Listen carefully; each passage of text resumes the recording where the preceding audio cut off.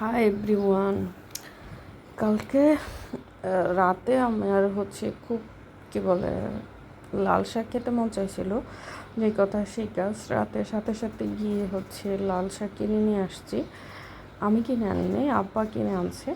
তো যেই কথা সেই কাজ, সাথে সাথে আমি রান্না শুরু করে দিলাম। তো কালকে না আমি একটা পাকিস্তানি ভিডিও দেখতেছিলাম। ইদানিং বাংলাদেশে টিকটকে অনেক পাকিস্তানি ভিডিও আসে, কারণ আমার মনে হচ্ছে বাংলাদেশের সফটওয়্যারে পাকিস্তানি সফটওয়্যার ঢুকে গেছে। তো দেখা যাচ্ছে কি পাকিস্তানিরা ভিডিও দেওয়া শুরু করছে। তো তো পাকিস্তানি এক মহিলার ভিডিও দেখতেছিলাম, আসলে নাম তো মনে নেই। তো উনি দেখলাম যে সব শাক টাক ধুই কি বলে ফ্রিজের ঠান্ডা পানি দিয়ে, সেখানে নাকি খুব তাড়াতাড়ি ময়লা টলা পরিষ্কার হয়ে যায়। তো আমি ওইভাবে ধুই। একেবারে শাকটা ধোয়া এত তাড়াতাড়ি হয়েছে যে আমার জন্য ইজি হয়ে গেছে শাকটা ধোয়া। তো আমি না মানে শাক খেতে চাই না, জাস্ট ঢাকা এত বেশি স্যান্ড থাকে, মানে বালি থাকে যে বালি পরিষ্কার করতে করতে আমি টায়ার্ড হয়ে যাই। যার কারণে সবসময় আমি ওই যে শাক ধুইতে হবে এগুলো অ্যাভয়েড করে চলি। তো কালকে ওই দেখা হয়তো ওনার মতো করে শাকটাকে ধুলাম, এত সুন্দর হয়েছে, খুবই দ্রুত শাকটা ধোয়া হয়ে গেছে গা। দুই ধোয়াতেই সম্পূর্ণ বালি টালি সব চলে গেছে। তারপরে আরও 2-3 বার ফ্রেশ পানি দিয়ে ভালো করে ধুয়ে তারপর রান্নাটা বসায় দিলাম। আর লাল শাক রান্নাটা একেবারে সিম্পলভাবে রান্না করতে হয়।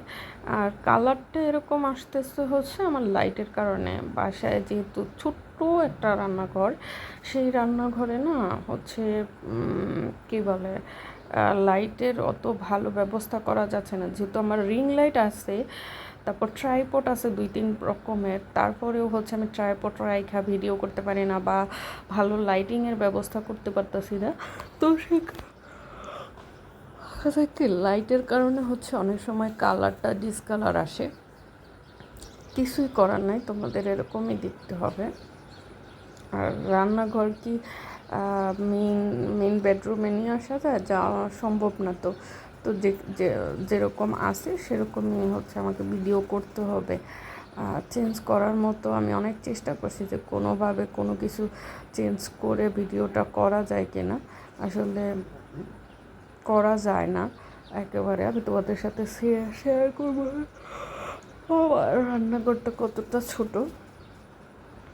ফ্ল্যাটটা এত সুন্দর, কিন্তু রান্নাঘরটা এত ছোট করছে যে একজন মানুষ দাঁড়াইতে পারে না, একটু তরকারি কাটতে পারি না, অনেক ঝামেলা। তো এই তো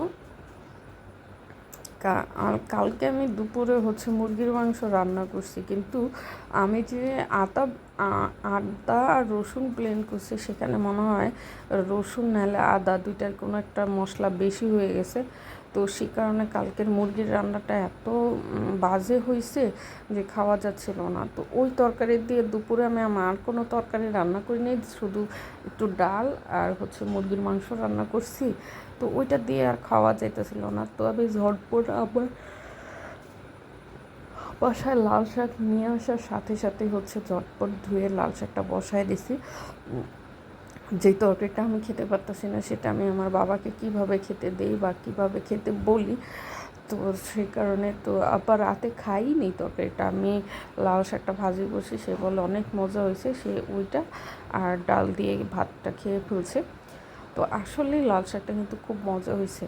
আর আমি তো সাথে সাথে রান্না করে সাথে সাথে খেতে বসে গেছি। আসলে ভাবতেছি যে সামনে থেকে আমি আমার আরেকটা চ্যানেলে আমার খাওয়ার ভিডিওগুলো দিব, দেখা যাক কতটুকু আগাইতে পারি। তোমরা দোয়া করো যে যাতে করে আমার শরীরটা সুস্থ হয়ে যায় এবং আমি যেন আগের মতো করে কাজগুলো করতে পারি, আর আমি আমার পেজগুলোকে ভালো করে আগিয়ে নিয়ে যেতে পারি। এটা তোমরা আমার জন্য দোয়া করো। যেহেতু আমার পেজগুলো মনিটাইজেশন চলে আসছে, তো এখন পুরোদমে কাজ করলে হয়তো 1-2 মাস পর একটা ভালো রেজাল্ট পাবো। তো তোমরা আমার জন্য দোয়া করো যাতে করে আমি তাড়াতাড়ি সুস্থ হয়ে যাই। আজকে ডাক্তার দেখাইতে যাচ্ছি, তো যেন ডাক্তারটা ভালো ওষুধ দেয় বা ভালো একটা পজিশন